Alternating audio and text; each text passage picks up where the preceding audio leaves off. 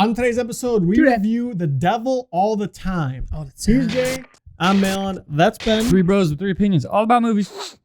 This is Movie Jabs. Let's go. All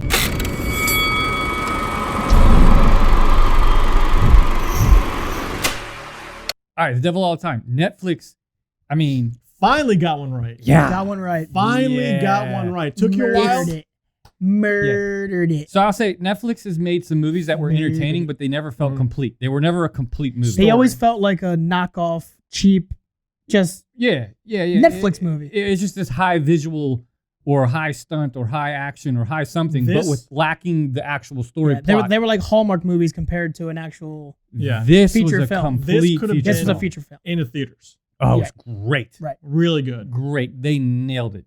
So IMAX. Trailer sucked. Yeah, the trailer was confusing, man. The trailer, you had no clue what was going on. No in clue. In our last video, we kind of got to apologize for it. We were honest. No, it's the trailer. But like we did our best to dissect that trailer. We did our best to dissect that trailer, and we got some stuff right and a lot of stuff we got wrong. But most of it. So if you watch that, we got one thing right. It comes out September 16th. That was it. Other than that, it was just awful. Yeah, we nailed that part. Nailed that part. But anyway, so this movie, I couldn't take my eyes off it the whole time. I was just entranced with every character, every actor, from the kids that were in it to the adults, and even the supporting random actors that were only in a couple scenes. They all did a great job. Like the gas station guy that. Everybody did a great job, and they were so believable. All their accents were on point, and you got a cast full of British actors in this, like guys with heavy, thick British accents naturally. And I would have never guessed. If you didn't know who they were, you would have never guessed that these are British guys pretending to be from West Virginia. I thought that kid was straight out of West Virginia. Yeah, it was good. Tom Holland, Tom Holland's like the dorky, happy kid, and in this, he was not. Yeah, it was a good movie. Yeah, kind of the opposite in this one, huh? Not really. Yeah. So are you giving spoilers then, or? I mean, if we give spoilers here, they're going to be very minute because I don't want to give the story away because it's too good. There's a lot of spoilers we could give. I think we should kind of keep secret because it's a really good movie, and I think. Yeah, I don't want to ruin it for people. That's what I'm leaning towards. And the big spoilers in this are what make this movie, so we're not going to talk about them. Yeah, we'll do our best not to talk about the big stuff. Well, then give them a quick rundown of. A quick rundown. It's after the war. It's like starts out in the late 40s, I guess. Mm-hmm. Yeah. And his dad comes back from war. And it just shows his dad going through the tough time of coming home from war and trying to find himself. Then he ends up having a kid, which ends up being Tom Holland. This is not a huge spoiler. They showed it in the trailer. His dad dies. We won't say how because that's a big deal. Yeah, I mean, it's a big influential deal of how his dad dies. And his mom dies. So he ends up moving in with his so-called Uncle Erskine and another woman he calls Grandma. So they're related to him somehow. They're family, but we're not sure what actual exactly how.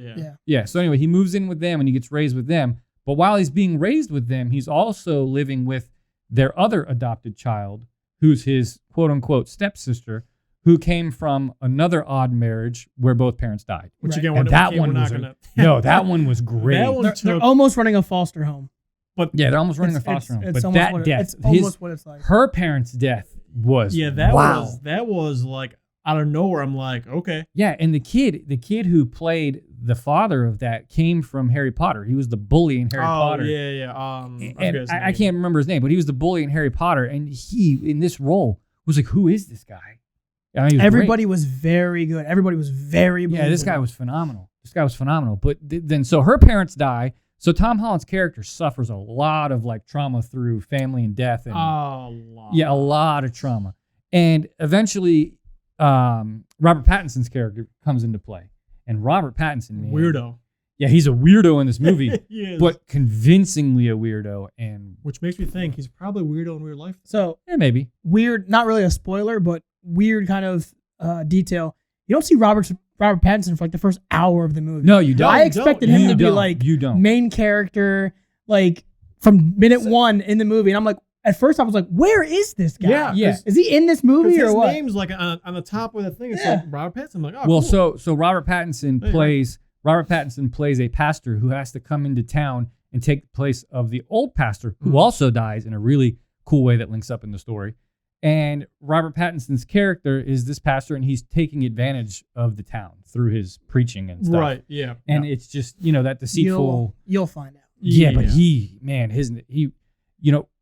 5 years ago, if you asked me, is Robert Pattinson ever going to be a big A-lister? I'd be like, no, heck no. Yeah. But dude, this guy's great. Which also makes me real excited for Batman now. Yeah, because I'm liking him more and more in everything I see. Because you loved him in Tenet. My favorite part of this movie is the dialogue between Tom Holland's character and Robert Pattinson's character. They have such a great dynamic dialogue between each other, and it really made this movie complete. It is great. So what rating do you give it?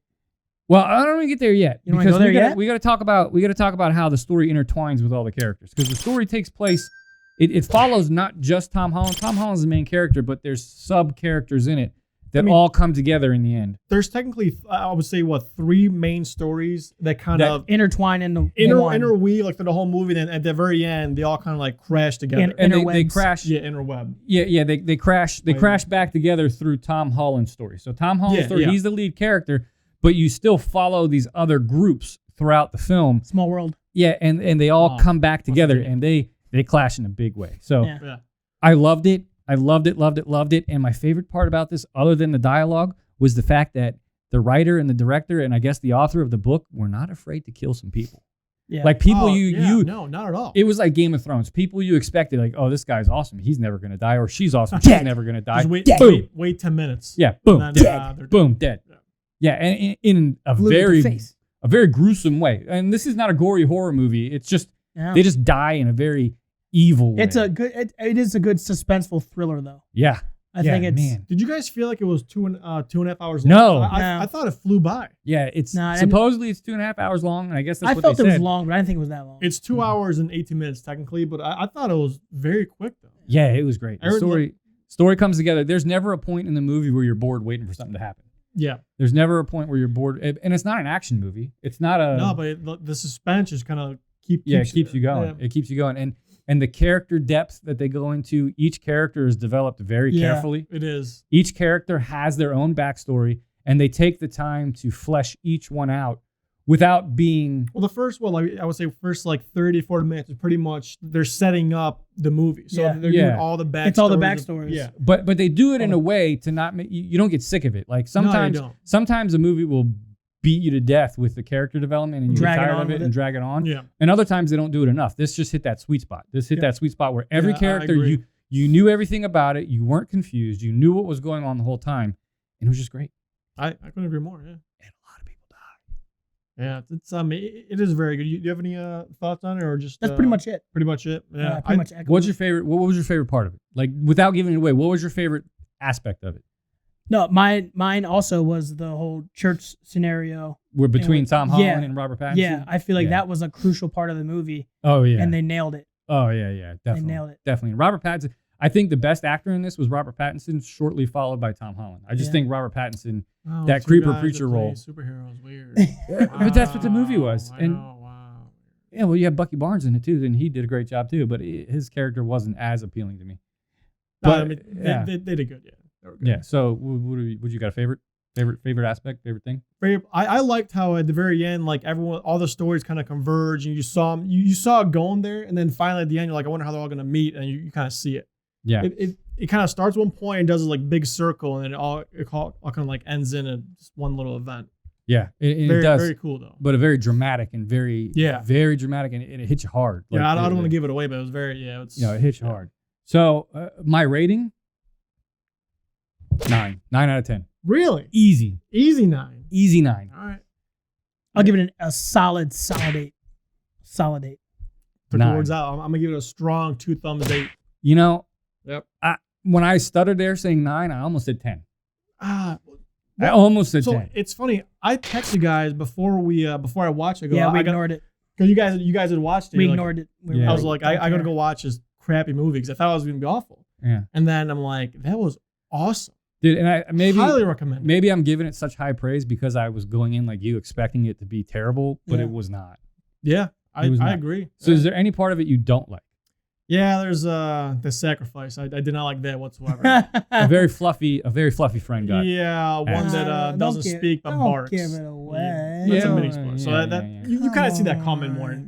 But that part I scream. I was like, you mother. Yeah, and so the only thing I didn't like about this movie, there's only one thing I didn't like about this movie. They used the same song throughout the entire movie, and I didn't mind that.